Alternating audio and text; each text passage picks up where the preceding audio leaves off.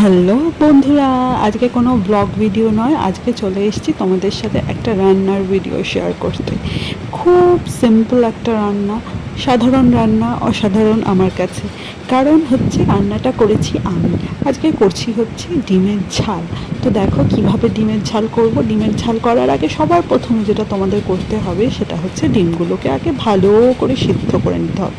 সেই সিদ্ধটা তোমরা কুকারেও করতে পারো, একটা দুটো সিটি দিয়ে, আবার এমনি জলে বসিয়ে মানে জলে দিয়ে গ্যাসে বসিয়েও করতে পারো।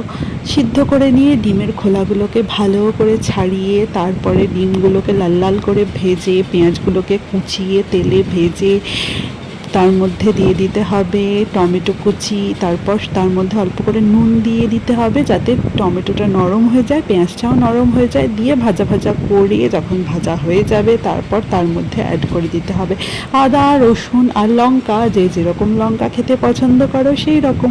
তারপর তার মধ্যে দিয়ে দিতে হবে কিছু গুঁড়ো মশলা, হলুদ গুঁড়ো, ধনে গুঁড়ো, জিরে গুঁড়ো, আরও যাবতীয় যা যা গুঁড়ো মশলা আছে সব তোমরা অ্যাড করতে পারো। তারপর ভালো করে নাড়াচাড়া করে কষিয়ে রসিয়ে তার মধ্যে দিয়ে দিতে হবে সামান্য জল, সামান্য না পরিমাণ মতো। তারপরে জল ফুটে উঠলেই ছেড়ে দিতে হবে ভাজা ভাজা ডিমগুলো।